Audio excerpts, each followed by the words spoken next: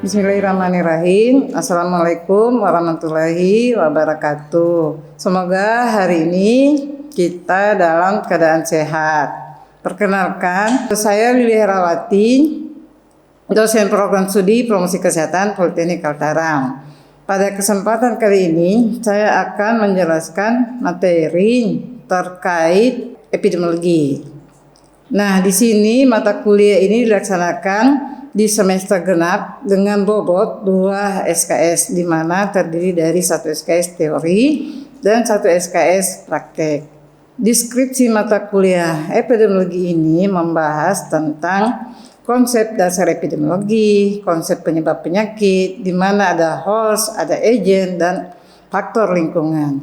Riwayat alami penyakit atau RAB, perhitungan ukuran epidemiologi, variabel dalam epidemiologi, desain studi, epidemiologi, screening, dan investigasi wabah, surveillance, dan penyebaran penyakit. Adapun capaian pembelajaran mata kuliah epidemiologi adalah mahasiswa mampu memahami konsep dasar epidemiologi, konsep penyebab penyakit, riwayat alamiah penyakit, perhitungan ukuran epidemiologi, desain studi epidemiologi, screening, investigasi wabah, surveillance, dan penyebaran penyakit. Ada 10 topik utama pada mata kuliah ini, yaitu 1. Konsep dasar epidemiologi, 2. Konsep penyebab penyakit, 3. Riwayat alamiah penyakit, 4. Perhitungan ukuran epidemiologi, 5. Variabel dalam epidemiologi, 6. Desain studi epidemiologi, 7 screening, 8 investigasi wabah, 9 surveillance, 10 penyebaran penyakit. Metode pembelajaran dalam mata kuliah ini terdiri dari 4, yaitu 1. Proses belajar mengajar dilakukan secara interaktif dengan cara yang menyenangkan dan memotivasi mahasiswa yang dilakukan secara tatap muka atau luring. 2. Melalui diskusi kelompok. 3. Dengan melakukan praktik mandiri. 4. Belajar mandiri dengan memberikan tugas kepada mahasiswa, menganalisis tugas yang diberikan. Metode penilaian mengacu pada pedoman Politeknik Kaltara dengan pembagian bobot sebagai berikut. 1. Tugas 20%, UTS 25%, UAS 25%, kehadiran 15%, perilaku 15%. Adapun daftar pustaka berupa teks yang digunakan yaitu 1. Pengantar epidemiologi, 2. Surveillance kesehatan masyarakat, 3. Pengantar epidemiologi penyakit menular, 4. Epidemiologi penularan dan pencegahan penyakit. Selanjutnya saya tampilkan video pembelajaran saya. Assalamualaikum warahmatullahi wabarakatuh dan selamat siang. Waalaikumsalam warahmatullahi wabarakatuh. Ya, ini Ibu mau mengajarkan terkait dengan pengantar epidemiologi. Ya, nah di sini pengantar epidemiologi ini mungkin terkait dengan semua penyakit. Ya, kalau sebentar ada tanya jawab silakan. Ya. Nah, ini ada di sini pengenalan epid, ada pengertian, ada pembagian, dan ada ruang lingkup, dan apa peranan epidemiologi itu, ya. Nah, di sini bagaimana keterkaitan dengan ilmu lainnya. Baik, kita masuk ke pengertiannya. Nah, di sini epidemiologi itu berasal dari bahasa Yunani, ya, di mana ada epi tentang dan ada demos atau penduduk, ya. Jadi ada lagi di mana ada logia atau ilmu. Nah, di sini pengertian yang sebenarnya adalah epidemiologi adalah ilmu pengetahuan yang mempelajari tentang distribusi, frekuensi, dan determinan dari suatu masalah kesehatan pada populasi tertentu di dalam rangka upaya pencegahan dan penanggulangan penyakit. Ya, jadi kalau melihat kita lihat populasi itu terkait dengan banyak, ya, bukan sedikit tapi banyak. Ini di sini ada populasi sebenarnya. Ya, jadi bahasa Yunaninya itu epidemiologi adalah ilmu yang mempelajari tentang distribusi, frekuensi, dan determinan ya di populasi tertentu dengan penanggulangannya. Oke? Ya. Nah, ini ada enam tentang epidemiologi. Ada efikasi, ada etiologi, ada edukasi, evaluasi, efisiensi, dan efektivitas. Ya. Nah, apa itu efikasi? Apa itu edukasi? Ya, itu mungkin kalian sudah paham sendiri. Ya. Nah, ada terkait dengan peran epidemiologi. Nah, ini mengidentifikasi masalah, ya, mengidentifikasi masalah kesehatan yang utama yang dihadapi oleh masyarakat. Kedua, mengetahui faktor-faktor yang berperan dalam terjadinya masalah kesehatan atau penyakit dalam masyarakat. Ya. Nah, yang ketiga itu menyediakan data yang diperlukan untuk perencanaan kesehatan dan pengambilan keputusan maksudnya. Nah, ini bisa membantu melakukan evaluasi terhadap program kesehatan yang ada telah dilakukan, ya. Terus mengembangkan metodologi untuk menganalisis keadaan suatu penyakit dalam upaya mengatasi atau menanggulanginya, ya. Nah, sampai terakhir itu mengarahkan intervensi yang diperlukan untuk menanggulangi masalah-masalah yang perlu dipecahkan. Nah, ini perbandingan epidemiologi dengan klinik, ya. Epidemiologi ini targetnya populasi atau masyarakat, ya. Sedangkan klinik itu targetnya perorangan. Jadi bedakan terkait dengan epi dengan klinik, ya. Kalau epi targetnya populasi, ya. Kalau klinik targetnya perorangan. Dan epidemiologi ini ada asesmen, preventif, evaluasi, dan perencanaan. Sedangkan klinik itu ada diagnosis, ya, ada pengobatan, perawatan, dan pelayanan. Ya, jadi di sini memang target kita itu populasi masyarakatnya. Ya, kalau di sini klinik terkait dengan dokter dan lain sebagainya. Ya. Oke. Nah, ada sehat, sakit, dan masalah kesehatan. Apakah itu? Ya. Pengertian sehat, mungkin kalian sudah paham ya, pengertian sehat. Ya. Nah, ini definisi sehat menurut Undang-Undang Nomor 23 Tahun 1992 tentang keadaan sejahtera dari badan, jiwa, dan sosial yang memungkinkan setiap orang hidup produktif secara ekonomi. Ya, tahu kan secara ekonomi? Ya, oke. Nah, ini menurut WHO, ya, sehat itu adalah keadaan sejahtera, sempurna fisik, mental, dan sosial, tidak terbatas pada bebas penyakit dan kelemahan saja. Oke. Nah, ini sakit dan penyakit. Apa itu penyakit? Keadaan yang bersifat objektif. Jadi penyakit itu adalah sifatnya objektif, ya. Nah, kalau sakit ini penyakit ya, bedakan penyakit sama sakit, ya kan ya? Oke, sakit ini sifatnya subjektif, kalau penyakit itu sifatnya objektif, ya. Jadi bedakan ya. Nah, ini terkait dengan bagaimana sih sakit atau penyakit, apakah dia terkena positif atau dia negatif. Di sini ada ya atau tidak, ya. Nanti kalau ada yang mau ditanyakan terkait ini silakan, ya. Nah, ini ada juga definisi penyakit. Apa itu menurut Good Medical, ya, terkait dengan penyakit, bagaimana dari mekanisme adaptasi, ya, suatu organisme untuk bereaksi secara tepat, ya. Nah, menurut Van der Groot, yang ini penyakit suatu keadaan di mana ada proses kehidupan tidak lagi teratur perjalanannya. Ya. Nah, menurut Ernest Amsterdam, itu penyakit bukan hanya berupa kelainan yang dapat dilihat dari luar saja, tetapi ada juga fungsi-fungsi dari dalam tubuh. Ya. Nah, ada hubungan penyebab penyakit di mana ada pengertian.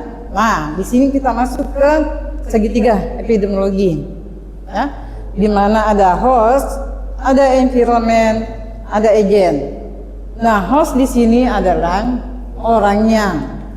Agent ini adalah pembawa penyakit, sedangkan environment adalah faktor lingkungan. Ya, jadi memang ada segitiga, ya, di mana ada host, ada agent, ada environment. Ya. Nah, secara epidemiologis ini kejadian suatu penyakit umumnya berkaitan dengan sejumlah penyebab. Ya, jadi ini penyebabnya biasa jadi agentnya, biasa dari lingkungannya, biasa dari orangnya sendiri. Jadi inilah yang biasa dinamakan segitiga epidemiologi. Ya. Nah, ini ada web of patient atau istilahnya sarang laba-laba. Ya, di mana kemiskinan, tingkat pendidikan rendah, produksi bahan makan terendah, daya beli rendah, sama ada fasilitas kesehatan yang kurang.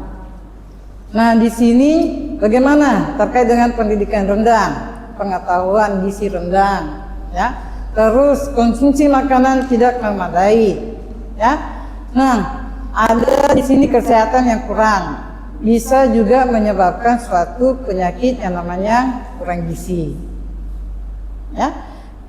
Kenapa kurang gizi? Karena penyebabnya karena kemiskinan, daya beli seseorang itu tidak bisa membeli apa yang dia mau.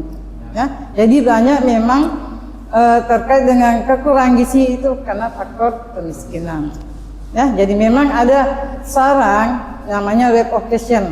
Gimana sih perjalanannya ini? Ya, jadi sampai ke daya tahan tubuh dan penyerapan zat gizi yang terganggu, sampai banyak yang terjadi dengan kekurangan gizi. Ya, ada yang namanya kek, kurang energi. Apa? Kalau kek pernah dengar? Kurang energi kalori. Ya. Nah, inilah kita tidak bisa menentukan penyebab utamanya, ya, tapi bisa dilakukan pencegahan. Ya. Nah, masih bisa lihat? Oke. Nah, di sini ada model hubungan kausal. Bagaimana sih hubungan kausalnya? Nah, di sini ada single, kausal single, ya. Bagaimana saling keterkaitan satu sama lain. Ya. Ini ada multi itu banyak. Ya, multi itu banyak. Nah, sama tadi ada 6 ya. Di sini ada penyakitnya, ya. Di sini kan multi itu banyak istilahnya. Ya. Oke. Nah, ada juga multi kausa.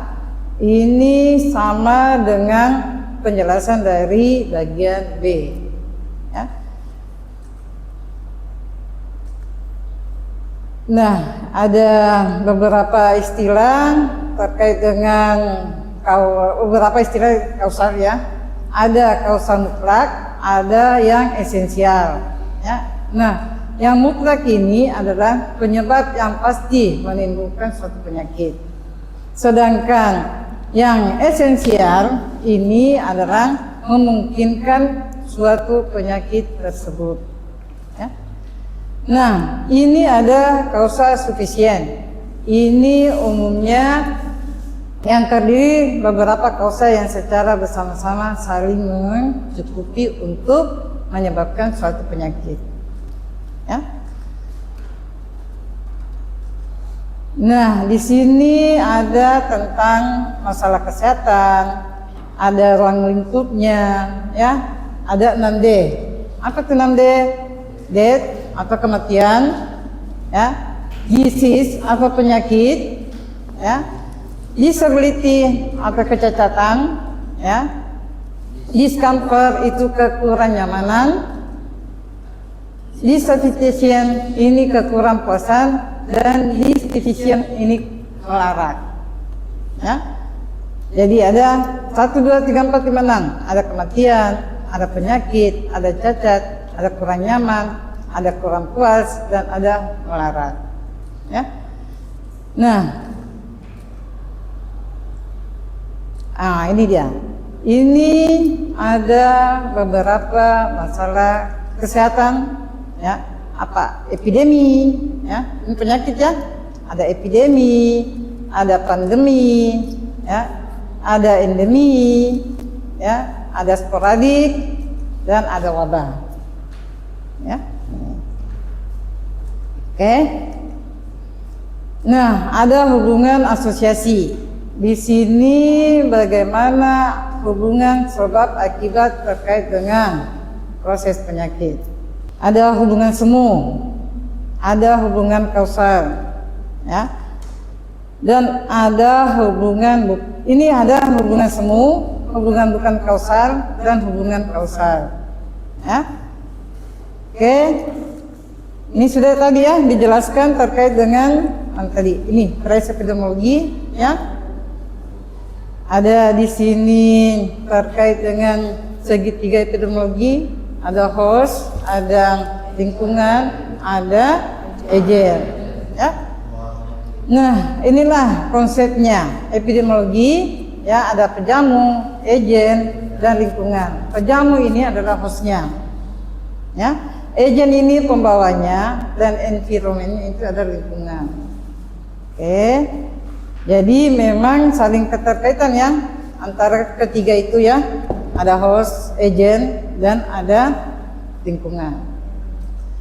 Ini dia, ya. Ada segitiganya. Biasa disebut dengan trias epidemiologi, ya. Nah, kita bisa melihat gambar satu ini di mana seseorang dikatakan masih dalam keadaan sehat karena posisi agent, host, dan environment itu masih seimbang, ya. Nah, di model 2 ini seseorang masih juga dikatakan sehat karena daya tahan tubuh host masih dalam keadaan seimbang, sehingga dikatakan ini model kedua masih dikatakan seimbang terkait dengan model segitiga ini, ya. Nah, ini model ketiga, seseorang sudah dalam kondisi tidak sehat. Kenapa tidak sehat? Karena agent dengan lingkungan itu sudah mendekati ke host sudah mulai bibit penyakit ini masuk ke dalam si pejamu tersebut. Mungkin dari sini sudah paham, kan? Oke. Kalau ibu tanya, ya. Oke. Nah, tadi apa yang dimaksud dengan epidemiologi? Saya, Bu, epidemiologi adalah ilmu yang mempelajari distribusi dan determinan pola penyakit. Sedangkan tujuannya yaitu mengidentifikasi faktor-faktor risiko dan memberikan dasar untuk pencegahan dan pengendalian penyakit. Oke, tadi Ibu sudah jelaskan terkait dengan sehat. Nah, apa sehat menurut Undang-Undang Nomor 23 dan sehat menurut WHO? Saya, Bu. Sehat menurut Undang-Undang tahun 1992 nomor 23, keadaan sejahtera dari badan, jiwa, dan sosial yang memungkinkan setiap orang hidup produktif secara sosial ekonomi. Sedangkan yang menurut WHO itu suatu keadaan sejahtera sempurna fisik, mental, dan sosial, tidak terbatas pada bebas penyakit dan kelemahan saja. Oke, tadi bagus, ya, terkait dengan jawaban dari si Nurisa tentang sehat menurut Undang-Undang Nomor 92 dan sehat menurut WHO. Nah, tadi sudah Ibu jelaskan terkait dengan segitiga epidemiologi. Ada yang bisa menjelaskan terkait dengan segitiga epidemiologi itu? Saya, Bu. Ya. Segitiga epidemiologi adalah menggambarkan faktor-faktor yang mempengaruhi terjadinya penyakit dalam populasi dengan 3 komponen yaitu host, agen, dan lingkungan. Oke, tadi Ibu sudah jelaskan terkait dengan epidemiologi, ya. Ini materinya sudah selesai. Nanti tugas kalian itu mencari epidemiologi, ya, mencari epidemiologi baik di jurnal maupun di buku. Oke, sebelum Ibu akhiri, Ibu absen ya. Ya, Bu. Khalid, Ibrahim, Hadir, Bu. Rohaya. Oke. Sebelum saya tutup, saya akhiri. Assalamualaikum warahmatullahi wabarakatuh. Waalaikumsalam warahmatullahi wabarakatuh.